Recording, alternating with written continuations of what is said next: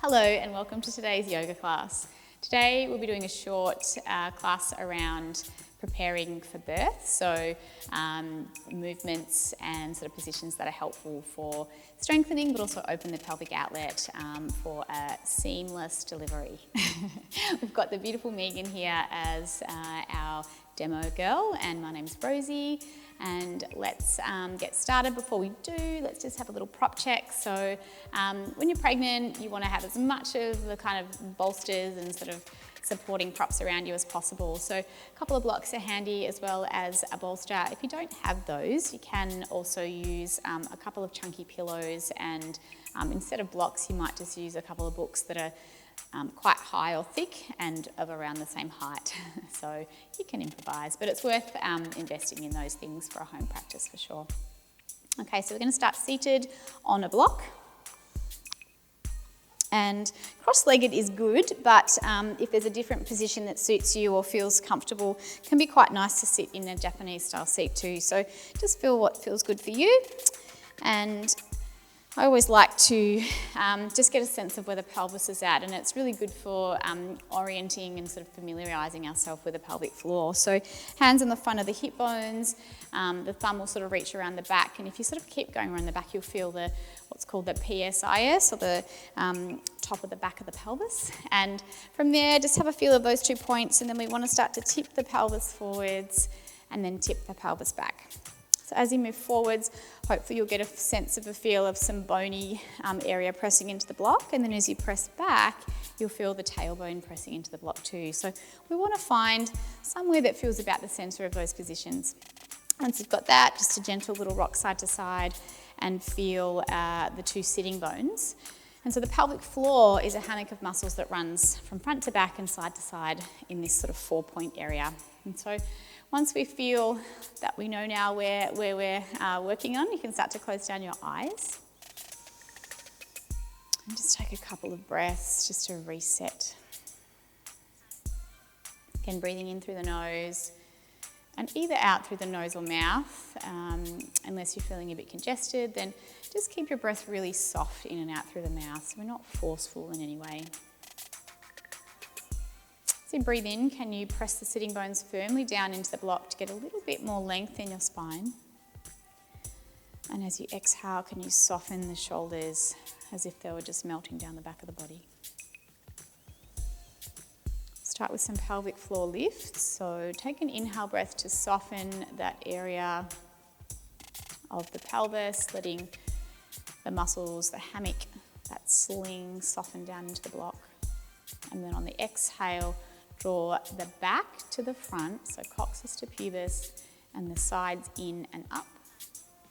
And then as you inhale, soften and release. Good. Exhale is the lift, so back to front, little zip up, side to side, up and in, like an elevator rising. And then exhale, let that soften. Just 2 more. Breathe out to lift in and up. Breathe in to soften and release. Good. Last time, exhale. In yoga, we often talk about that sort of lotus flower. So on the exhale and lift, it's a closing flower. And then on the release, the inhale, the petals of the flower unfurl and unfold. And then just let the pelvic floor soften. And we'll now do what's called a pelvic floor release. It's quite common to have an overactive pelvic floor, and while we want it to be strong for pregnancy, birth and beyond, we also want to have not to have excess tension in the pelvic floor when we're going into delivery. And so we're going to use both the inhale and the exhale to soften this area. So as you breathe in, see if you can imagine those 4 points of the pelvis just softening away from each other, almost like butter melting. And then on your exhale, see if you can soften even more. So it's like a spreading, a softening, and melting. Good, you'll breathe in, keep it softening and releasing. And you'll breathe out and you'll keep softening and releasing. It can be really quite challenging to let the tension go. So I want you to also be aware of any tension in your jaw and your face. And letting the face, the neck and the jaw soften as you again just keep imagining that area softening and spreading further in all directions. One more round of breath.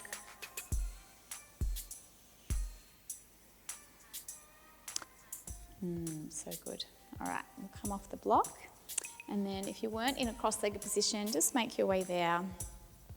Hands can come onto the knees, and we're just going to come into some Sufi circles, so some circling of the pelvis. You can start in any direction, it doesn't matter, just moving around. And then, so lucky that you're practicing at home and you can just kind of let loose a little bit. And so bring the rest of the spine into it too. You might start to move your shoulders, move your neck, and just seeing how kind of loose and free you can get throughout the spine and pelvis. And then you might start to go in the opposite direction, just when you sort of feel called to do so. Yeah, let your shoulders come into it, your neck come into it as well. Good, and then come back to center. Hopefully not too much of a head spin there. And then grab your bolster and then pop our forehead down on in a cross-legged position. So you can see my legs, I've got one in front of the other. And then I'm placing the bolster. My forehead can release onto it, and it just allows me to softly release into that forward position. Yeah, so just adjust it where you need to so that you can feel the stretch in through the outer seams of the hips, and it will be more so in the leg that has the shin the furthest forwards. So you're going to just stay there for a couple of breaths, and just like we did with the pelvic floor release, we've got this beautiful opportunity just to ground and to soften through the fascia of the back and the sides of the pelvis. And at the same time to work on breathing. And we were just having a little discussion around hypnobirthing, and one of the big philosophies that they use is simply the breath to calm our nervous system and to bring us back into connection to our body and to our baby. And so, yeah, just really connecting into your breath and allowing each successive exhale to bring a sense of softness into your physical shape.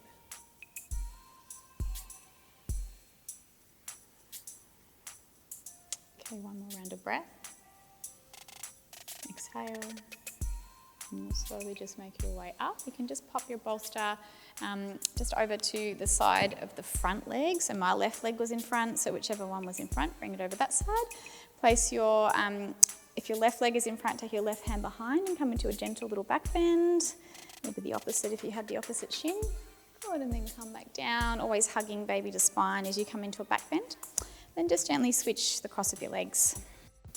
Again, we'll grab that bolster, just working into 5 to 6 breaths into that just soft forward fold position.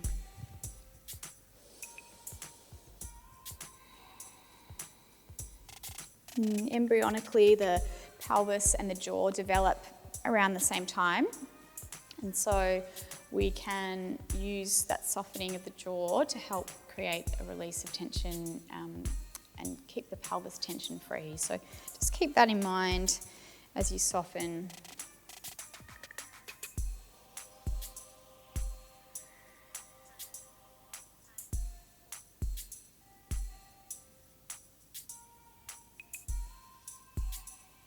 And as we build a greater connection to our breath and to our body, and start to have a little bit more trust in our body's ability to just kind of actually do everything without our intellectual input.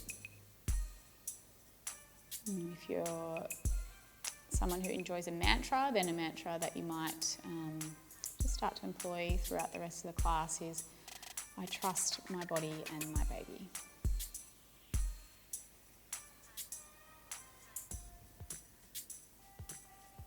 Take one more breath. Slowly come up, and then take that bolster to the bent leg side. So for me this time it was the right side. Right hand will come behind. Take a breath in, keep the belly gently drawing in towards the spine, and then you'll just sit back down. So good. We will now come over onto hands and knees. Just for a brief cat-cow. So hands are just a little further forwards than underneath the shoulder girdle. Knees are a little bit wider than usual. And then an inhale breath is neutral. Exhale breath to round into the upper spine. Good, inhale back to neutral. And then exhale, lift the heart, keep the belly drawing in, hug of your baby. One more round, back to neutral on the inhale. Press the floor away, separate your shoulder blades on the exhale. Inhale through center. Hug baby to spine as you exhale and lift the heart forwards and the gaze forwards. Good, coming back here. And then we'll slowly bring our weight back onto our feet and come into a Malasana. So the block is helpful to sit onto here. Feet nice and wide, either the low or the medium side. And sit your butt down onto it. Again, just a really nice one for opening up into the pelvic fascia. So you can bring your feet as sort of wide as is comfortable, and then bring the lower part of your arm bone into the inner knee. I want you to think about still maintaining length in through your spine here. So we're wanting to, again, bring that sense of softening quality, that buttery quality into the pelvic floor, but without completely letting the inner thighs go. And so there's a gentle hug of your inner knees towards the arm bones. And if you have any pubic discomfort doing this, then I would absolutely just come in a little bit closer and bring yourself into a position where there's no pain, maybe supporting on the outer edges of your thighs if you need to. Okay, take one more breath. And then we'll slowly release. Coming off the block, coming all the way up into standing. So you're coming through a wide-legged forward fold, walking hands up your body. You're going to come into some active leg strengthening. So come into a plie position, heels will be pretty close towards each other, toes turned out. And then on an inhale, we're going to bend the knees and bring the hands forwards. On an exhale, squeeze the heels and up into the pelvic floor. Good, inhale is the lower, knees follow the line of the second toe. Exhale, squeeze, even squeeze into the shoulder blades as well. Inhale. And then exhale, whole back body, glutes, core is on. Inhale, exhale. Good, one more, breathe in and breathe out. Now you can parallel the feet, take them a little bit wider, and we'll just come into some squats. Squats are so good in preparation for labour. We want to have nice, strong legs to help us get through an active labour, to support our body. So staying strong and active will help us build up that endurance to get through the best day of your life. Giving birth. Good, one more. All right, from here we'll reach the arms up. We'll come onto the tiptoes of the right leg and then turn over to the left, and then it's a little reach. Good, come back to centre and then switch sides. So tiptoes of the left leg, reach to the right, stretch a little forwards. Good, now we can come back to centre and add a squat and then a turn and reach. Good, again, strengthening the legs and the back line of the body, the back fascia. Important posturally, but again, also bringing that strength and endurance into our legs. One more each side. Coordinating your breath and the core. The exhale is your belly drawing in. Good, and then come back to centre. Shoulder roll. Shake that off. And then we'll gently make our way back down to the floor, coming into a unsupported Supta Baddha Konasana. And so the bolster is long ways, or your pillows are long ways. A couple of blocks. You could go into side lying if you already know that any kind of back lying position doesn't feel good, but elevating your spine and upper body will help any sort of breathlessness. Blocks will come underneath, outside both knees, and then we'll just lay ourselves back. Beautiful. So this is a really nice shape as a modified Savasana for pregnancy, as is that side lying position.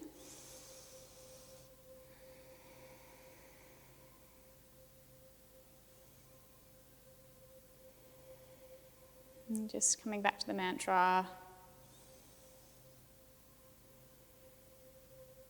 I trust my body and my baby.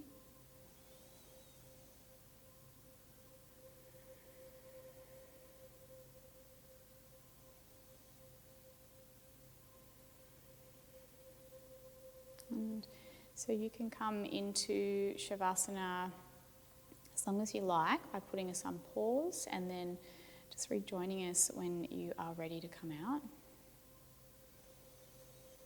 And we'll just gently roll ourselves off to a side. Left side is more advisable generally.